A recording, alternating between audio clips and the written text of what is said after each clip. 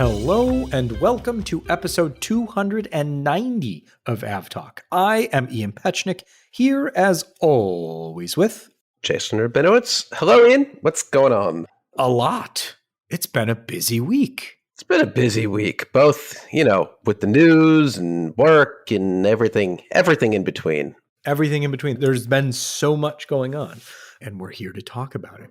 It's the fall avalanche of news and DOT news and DOT OIG news and everything in between. Everything you didn't want to hear during the summer because you were just too busy. Now it's happening. It is. Oh, okay. We've got a big bit of Boeing news, and we'll start with the fact that the machinists are still on strike, which is helpful context for what comes next. Boeing announced late last week that it is laying off 17,000 people, or approximately 10% of its entire workforce. Along with those, what Boeing is terming a reduction in force, they also announced that they will continue building and delivering the already ordered 767 freighters, but that program will sunset in 2027, though KC-46 tanker production will continue. And they also announced, as part of this reduction in force announcement, that the 777 program first deliveries should now be expected in 2026. However, that has nothing to do with the current machinist strike. No, convenient way to break the news that everyone already knows and every airline has been saying for a long time. And in the words of John Ostrower, I think he said, if you're an aviation journalist and you are writing that the 777X is delayed into 2026 because of the strike, basically check out now because you're done. Yeah, no, it's delayed because it hasn't flown since the aircraft was broken and then repaired and then flown back to Seattle. And it turned out that all of the 777X thrust links were either separated or damaged. Might have something more to do with it. Yeah, and the aircraft has not yet been put back into test flights. So that's why it's delayed. But Boeing said, as well as from the flight test pause, which is an interesting way to phrase it, and ongoing work stoppage, which, okay, no, but nice try. They're delaying the program timeline. We don't all often talk about defense and space, but Boeing's defense and space program lost a ton of money this quarter. We can talk about it in the context of the fixed price contract that they signed up for the forthcoming, eventually, maybe, we'll see eventually, possibly, new Air Force One aircraft. They've lost billions on that in total, but not just this quarter, but just they continue to rack up the losses on that particular. With no end in sight, we still have no idea when those aircraft are being delivered, or at least flying for the first time or powered on for the first time. I don't even think they've gotten to the point where they've done system testing, let alone ground testing, let alone flight testing. Forget about delivery of those aircraft. This is just not good. I'm fairly certain that one of my kids is going to be old enough to be president by the time they deliver those aircraft. We only elect presidents in their 80s or above, so that's not good, I think. There you go. Not good for you. What we do know about the layoffs that Boeing is planning is that they will not, in this round, affect the machinists who are on strike. It seems, if we're reading between the lines and listening to people who know much more about these things than we do, such as Boeing beat reporter Dominic Gates at the Seattle Times, that these are targeted layoffs mostly at the managerial level. So one of the stated goals of these layoffs is to flatten the organization. So it sounds like these will be targeted mostly at white-collar workers who are not actually building the aircraft, but it'll be interesting to see who at Boeing is let go and in what programs. That information we do not yet have. Yeah, and to be clear on the 777X part, Boeing didn't explicitly blame the strike on delaying that program. The actual quote was, the challenges we have faced in development, as well as from the flight test pause and ongoing work stoppage, will delay our program. So they did acknowledge that, hey, this program is kind of a mess already. This is just kind of the cherry on top that's going to announce the delay into 2026. Now, will Boeing actually meet the delivery in 2026? That's anybody's guess. If you're Tim Clark over at Emirates, you're recommending bankruptcy for Boeing, apparently, at this point, because you're really pissed off. Yeah, poor Tim Clark. I mean, he's just been Boeing's best customer, or one of Boeing's best customers for Ever? decades, and just can't catch a break. And what he said was, because Boeing is also raising funds this week, attempting to raise something in the neighborhood of $35 billion. I believe $10 billion through debt and $25 billion possibly through equity, or at least that's one of the targets. But what Tim Clark said was basically, if they can't raise the money, he doesn't see how they avoid bankruptcy at this point. Yeah. Which, I mean, just wow. Didn't expect to have that conversation, which I use the word conversation because Tim Clark says the delays have been very costly and the airline will have a, quote, a serious conversation with Boeing. And he's not the only one to note that they're an airline with a lot of Boeing aircraft that they want to no longer operate and have to keep extending the life. And I know we weren't planning on talking about this, but we see Emirates extending the life of 777-300ERs because the 777X isn't in service. We have Lufthansa Group saying, yeah, we have like 40-something airplanes in service that we do not want to have in service. We were supposed to be replacing them with 787s and newer gen aircraft. We can't do that.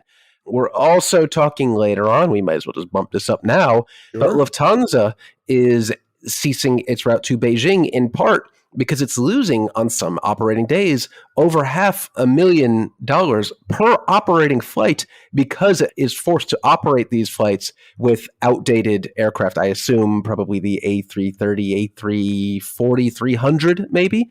And these were not supposed to still be in service. They're due like something 40 or 50 new 787s at this point, which are not there. So this is very much a kind of trickle-down problem here where it's not just the 777X being delayed, but all of these airlines not being able to take delivery of new aircraft, extending the life of their older aircraft. Again, I guess we'll might as well bump this up. Yeah, we'll skip the order that we had. Let's do this as a package. Yeah. Delta is also now retrofitting a part of its 757 fleet, the current international / premium transcontinental fleet, instead of retiring those and replacing them with 737 MAX 10 and A320neo. So this is also on the Airbus side. We'll get to the Airbus side. Yep, Delta now has to retrofit its very elderly 757s and fly them presumably forever because we don't know when the MAX 10 will enter service. So this is very much an industry problem, not just Boeing, not just Airbus, not just a Tim Clark, loudest guy in the room problem, but very much widespread. Yeah, I mean, we also have, we can kind of continue talking a bit about it on the Airbus side. We've got Malaysia Airlines saying they're, quote, deeply disappointed that their A330neos are late, waiting for those consistently. United says it now expects its first A321XLR in January of 2026. And this one is rather interesting to me because it hits on supply chain issues throughout the industry, but also the fact that airplanes use consumable resources and need to be maintained.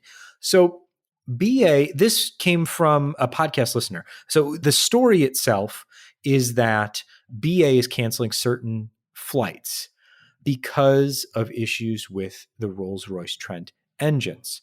But the flights that they're canceling aren't necessarily just those that are supposed to be operated by the 787, which is powered by the Rolls-Royce Trent engine. So I'm going to read a portion of an email that a podcast listener sent in that they received from British Airways regarding their flight.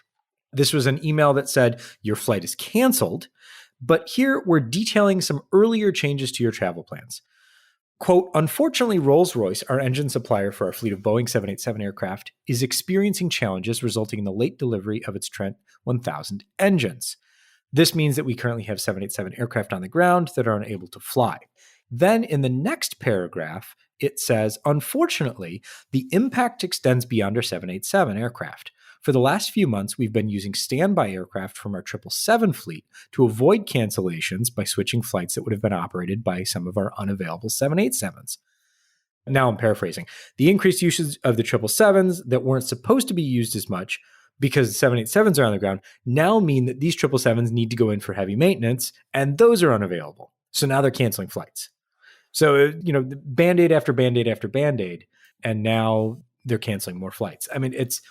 What's old is new again. For the entire lifespan of the 787 in service, we've seen this where there's some sort of issue taking them out of service, whether it's the late delivery of the aircraft, the battery fire, the engines, whatever. It has not been the most widely available when you need it aircraft, but it's interesting to see that BA is just outright having to cancel aircraft because the backup plan it has of putting the 777s in those slots is not going well. But there are airlines out there that you can call upon to borrow aircraft from. This is why we do the podcast, because I was like, we have to transition into this story. And this is not in the show notes, by the way. No. This is not in the show notes, but this is exactly where I wanted to go. Yeah. Hi-Fly, I believe the Maltese charter specialist, has just taken delivery of 2 new A330s this very week. You don't want to be on them. So Portuguese by people, Maltese by AOC. Yeah, they're kind of all over the place. It's very fascinating. But they just took delivery of 2 new A330, I think 300s. One of them 200s. Is the 200s. I was so close, 50-50 shot. But one of them is in the extremely high density 333 layout. The other is not, but neither of them have interiors you really want to be a part of. So I would understand why BA might not want those. But in other interesting charter airline news, Wamos Airline has a new owner. And who owns them now? They are now part of the Abra Group, Who? Which is exactly. So the Abra Group was formed by the shareholders of GOL and Avianca to be the parent company of both airlines. And Wamos was their first strategic investment, the parent company's first strategic investment, and now their first acquisition. So this week, officially, Wamos is now part of the Abra Group. Which has an interesting callback to whatever episode number would have occurred after July 24th when we saw the news from Airbus that Abra Group had signed an MOU for 5 A350-900s going, well, they're probably not going to go into service for Avianca or GOL, so they're probably going to Wamos. Yeah, that'll be interesting to see what comes of those and who they end up operating for. I think that'll be the... Yeah, and you might think, wow, that's weird that that's such a specific aircraft, an A350 operating for a charter airline like that. Never forget that Hi-Fly operated the A380, and that's probably as weird as it will ever get, but it happened. Yeah, that's about as good as it gets. I'm just going back to the Hi-Fly A330s that they picked up this week, and they have some fantastic pedigree. So we've got... Are they one of those that could never find like a permanent home? I mean, pretty much. They bounced around. Well, they were with a couple airlines for quite some time. So we've got what is now 9H HFL MSN 1002. That started, it was not taken up by Air Comet. Who? Exactly. Okay. A Spanish airline. Then it flew for, oh man, this one's good. It went to Arik Air. Oh, so I've probably, wait, what's the reg of when it was operated for Arik Air? Because I've probably seen this aircraft. 5NEIA Not and familiar. 5NBNA. So it bounced around based on... That's the Nigerian airline. Yes, and this was the one that was impounded in, where was it impounded? Johannesburg. For a long time, I think, right? Yeah. Yeah. For almost a year. Then it went to Royal Jordanian. Then it went to Nordwind, which is where you get the dense configuration. And then it's been in storage ever since. And the other one was originally a TAM. Then it went to Atlas Global. Then it went to Maleth Aero, where it was doing Praetor flights during COVID. Then it was with Saudi Arabian Airlines for Hajj service, back to Maleth Aero, and now it's with Hi-Fly Malta. So it just, the life of an A330 is just, it never stops, Jason. No. Very interesting business. I think actually, speaking of Eric Air, one of the high-fly A340-500s, I think, is still, since 2015, stuck in Lagos, Nigeria. And will be forever. Yeah, rest in peace.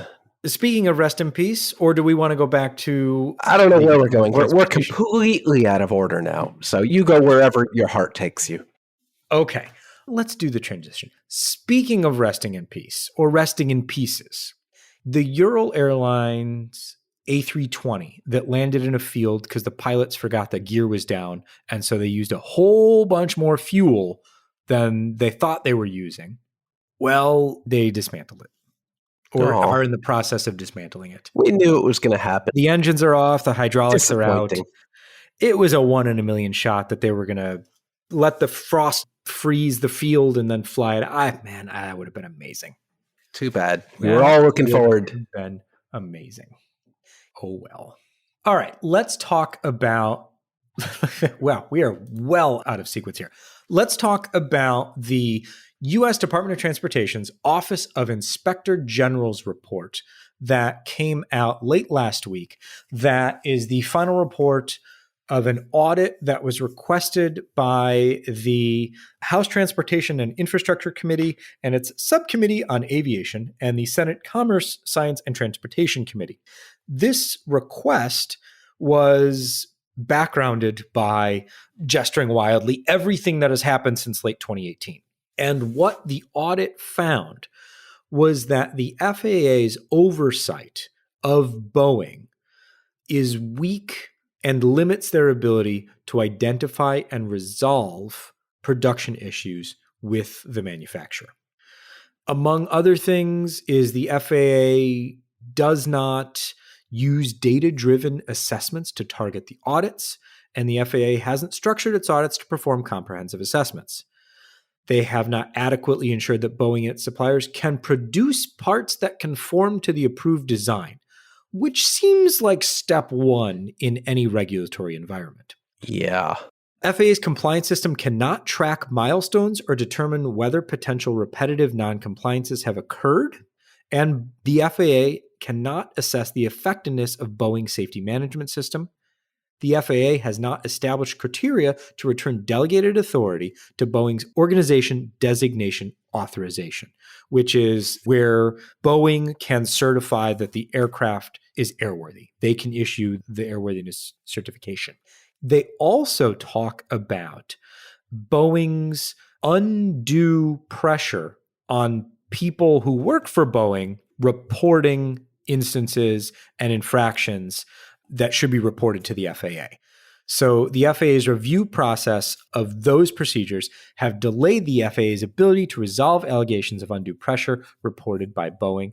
And lastly, despite the FAA organizational changes to improve oversight, FAA managers did not know about the investigations of ongoing undue pressure allegations when they initiated a request to expand the authorized functions of Boeing's ODA. So basically, it's not clear that anyone who is doing anything knows what anyone who's doing anything else is doing. Yeah, it's really unclear what exactly the FAA, what their role is here with Boeing. Boeing seems to be left to its own devices without any real meaningful oversight from the FAA.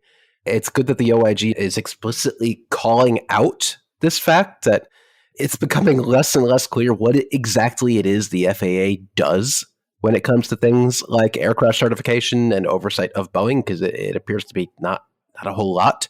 The OIG laid out 16 recommendations. I don't think we're going to run through all of them, but we will definitely put a link in the show notes so that you can run through them at your leisure. Yes, all 42 pages, but they range from developing and implementing inspector guidance on how to assess risk within the Boeing manufacturing facilities to establishing procedures to periodically evaluating Boeing's safety management system, including how it interfaces with Boeing's existing quality systems. These are very basic things that appear to not be happening with the FAA, or maybe the FAA thinks they're happening, but they're not. I think that is one of my takeaways, where it's not that the FAA is not doing anything. It's that they're all kind of doing something and nothing's really getting done. Yeah, that's kind of what the conclusion Part of the conclusion from the OIG states is that the FAA has tried to enhance its oversight of Boeing through increased audits and organizational restructuring intended to improve collaboration among FAA groups overseeing Boeing.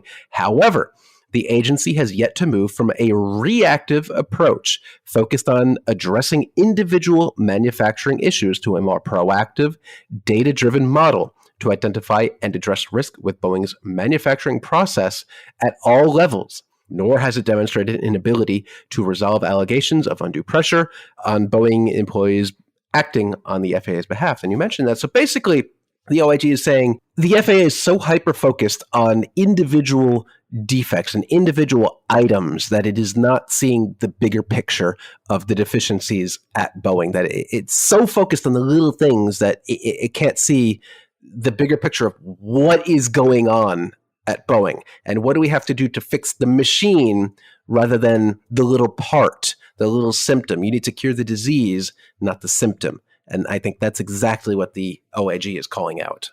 Yeah, I think the full report is, I mean, if you're listening to the podcast, there's a decent chance that the full report is worth reading for you. We hope it is, because it's a rather illuminating examination of what the FAA's role is and what the FAA's role should be. So worth reading, and definitely check out the link in the show notes for the full report. This week, multiple Indian airlines were subject to hoax bomb threats, which is... Don't do that. Yeah, I mean, a variety of bad. But one particular flight, Air India's flight from Delhi to Chicago, was threatened, or the threat was received while it was very, very far north. And so they diverted to Iqaluit in northern Canada, which is not unusual for flights that are traveling those long distances near the polar region. Iqaluit's a perfect diversion place for all sorts of airlines, including the Swiss 777 that needed an engine change. All sorts of airlines have diverted there for a variety of reasons. But the interesting thing here was, instead of sending a new plane or a new crew or anything like that, the Canadian government used one of its A330 MRTTs to bring the passengers to Chicago. Well, that's an unexpected twist. That's what I said. I don't think we've ever seen that before. No, I'm surprised the MRTT had enough seats on board to absorb the entirety of an Air India. What was it, a 777-300? 200. 200. Interesting. We don't get those here. I guess that is a good fit. So what was the deal in Canada? They just weren't able to do a sweep of the aircraft to confirm it's a hoax, or they just put everyone on another plane? I'm not sure exactly what happened or why they settled on this particular solution, but I'm hoping for more details either from the airline or from the Canadians, because it's a rather interesting turn of events. But it got the passengers where they needed to be much more quickly than they otherwise would have. 211 passengers and crew, by the way, so that's easily absorbable by an A330 MRTT like that. But apparently it determined a rapid relocation of an RCAF aircraft to bring the passengers to their original destination, not in Canada, in Chicago, was the best way forward for all passengers, because the local area, they can't absorb that many passengers overnight. There are no hotels for that, and it would be very difficult to get all those people meals and everything else they need. But yeah, it's very odd that they couldn't do. Okay, it says, I'm reading from an MSN article it's a CBC article reprinted on MSN.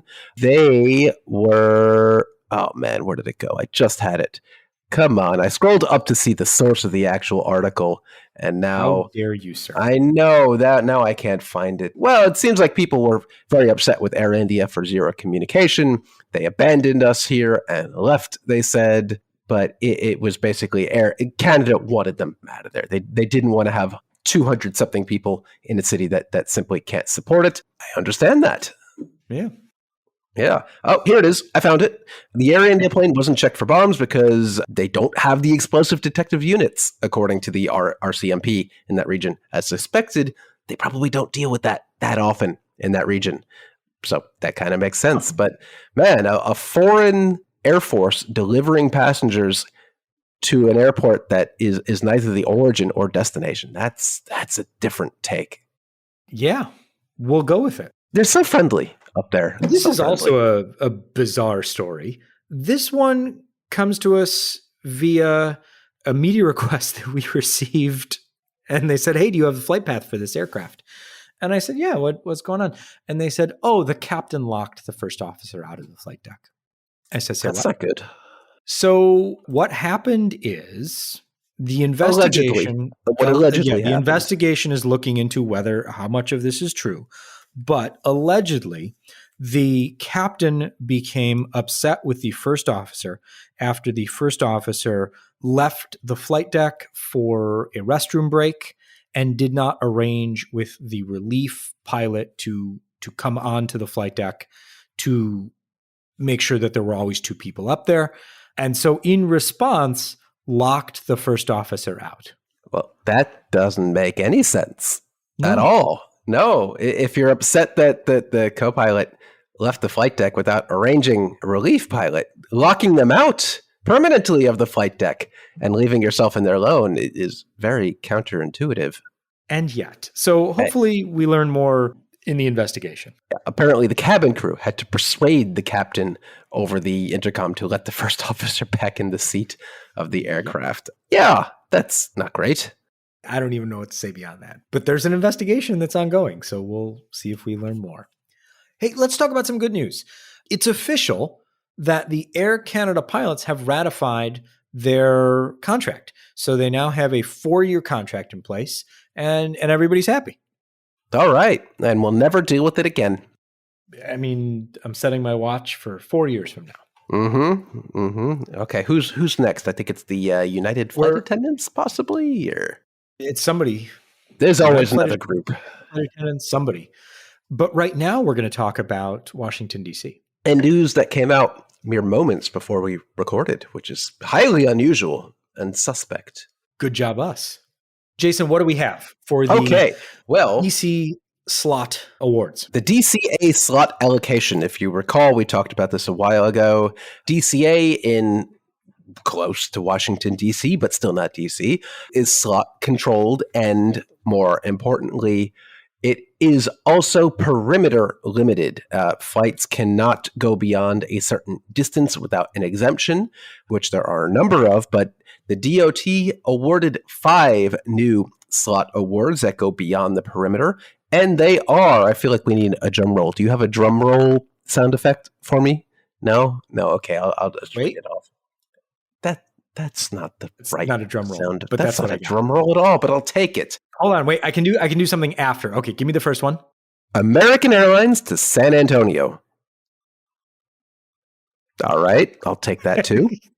Alaska Airlines to San Diego. Do you have another one? That's all I got. Okay. Do we really want to subject our listeners to this again? No. Delta to Seattle, Southwest to Las Vegas, and United to San Francisco, which is actually a second daily flight for United on that route.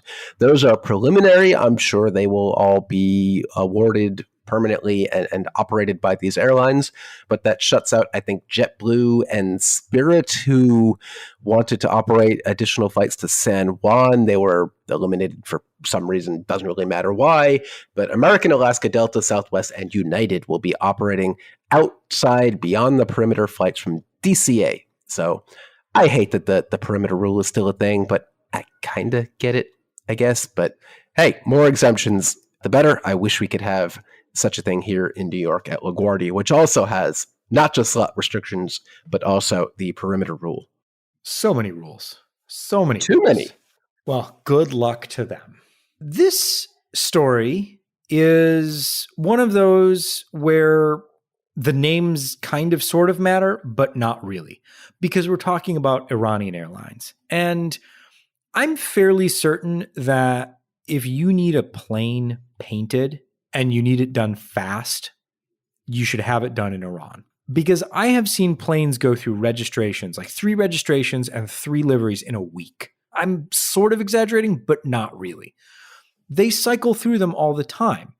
And so this decision by the European Union to impose additional sanctions on certain airlines Okay, but why stop there? So we've got Iran Air, Mahan Air, and Saha Airlines. So Iran Air is government owned. Mahan Air is government owned ish. And Saha Airlines is owned by the military.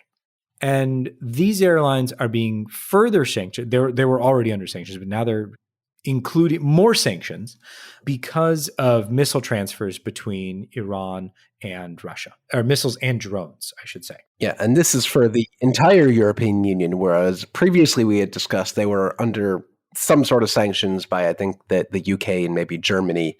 This is the EU as a whole at this point. Yeah. So further sanctions, though, as we've seen in the past, those don't seem to make a difference to airlines within Iran. They somehow managed to continue to acquire aircraft and aircraft parts. I think it was only a few months ago where a couple of A340s that had been in Uzbekistan or on their way, quote unquote, to Uzbekistan had to divert in Iran. The old diversion acquisition. Yeah. Finders keepers, I believe. Hey, exactly. you landed in Iran, so we're just going to take these now, which is always the plan. These are ours. Yeah, so not a huge deal, but interesting to see that they're adding new sanctions. We don't talk about Air Peace enough, I don't think, because I think they have one of the best laser American Gladiator themed liveries since ever. And it's on like 737. Are they classics or are they NGs? I'm not even sure, but they look nice. And a 777. Oh. Yeah. I mean, if American Gladiators, if like the early, late 1980s version of American Gladiators was going to run an airline, this is the livery it would have. But that's not what we're talking about. What we are talking about is that the cover-up is always worse than the crime, Jason. What are you talking about? There'd never be any sort of cover-up or any sort of misdeed with a Nigerian airline. Come on. Yeah, what could possibly go wrong here? The founder and chief executive of Air Peace, Alan Onyemya, has been indicted by the U.S. not for a crime that he allegedly committed, but for filing false documentation intended to stop investigators looking into a previous crime. That's an interesting twist. He had been charged with a long list of financial crimes a few years ago. He was trying to say, no, I didn't do these. I did not commit these crimes. And so now he's charged with fraud for giving false documentation in the financial crimes investigation. Yes, and that false documentation was to actually purchase 5 Boeing 737s from a Georgia, the state, not the country, registered business called Springfield Aviation Company, which apparently he owned, but not the aircraft. The whole thing is really quite twisted and interesting. They probably had a hell of a time detangling this web, but always fun when it's the cover-up that gets you taken down, not the crime itself. Yeah, I mean, just a circle of financial dealings, basically, between the people running the airline and the people running the organizations supposedly not associated with the airline, but in fact associated with the people running the airline. Not great. But for his part, he says that these are mere allegations at the moment, and the airline continues to operate as it ever does. There you go. Now we have 2 bits of extremely important news, which is to say, all right, the ARJ-21, which was the Chinese domestic version of the DC-9-ish, is now the C-909, Jason. Okay. They've rebranded. That's all we have in the show notes. It's just okay, period. Yeah, I get it. I don't like it. We knew it was coming. I understand that they want to incorporate it into the family of aircraft that is the current C-919 in service and the future wide-body C-929. You roll it into the family, but I kind of liked that they had the ARJ-21 off in its own thing with its own naming convention as like a beta product. Like, this isn't the real thing. You don't want this. Let's not include it in the family name. It's like if you had the A318 1920, and then over there you had like the Airbus Q2871 or something like that. Like, it's over there. Don't pay attention to it. It was what we were tinkering with when we were getting a real family line, the A320, in order. Yeah, I get it. It makes marketing sense, but the ARJ21's not an aircraft, I think, that is going to be successful because they rebrand it to the 909. No, it's going to be successful because airlines are told that they need to purchase that if they want to purchase the C919 as well. Interesting. So, good luck. The undisclosed order that we teased last week that we said could possibly be Riyadh Air, Bloomberg, I believe, was the first to report that no, it is in fact Air India's order, though that has not yet been confirmed.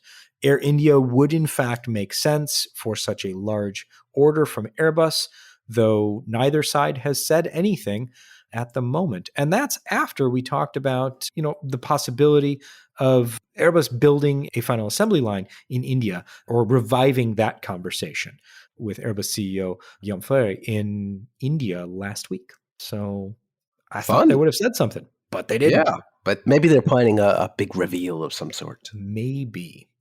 And to cap it off, we want to thank everyone who wrote in, either emailed us or sent us notes on social media about Jason's pronunciation of an Australian city last week. So thank you to our Australian listeners who helped us out. Jason, do you want to give it another go? I guess if I must, I think it is Maroochydore. Is that right? Did I get it this time? I think that's as close as we're going to get. I think so. I swear Wikipedia used to have a thing where you press a button and it recites text to you. I can't find that. For some they did, but I don't know if they have it for this one. But either way, thank you to all of our Australian listeners. We appreciate it. If you have anything about this episode where we pronounced it wrong, we didn't cover something you wanted us to talk about, we covered something you didn't want us to talk about, or you have suggestions for future episodes, or you just want to say, hi, how you doing? Email us at podcast@fr24.com.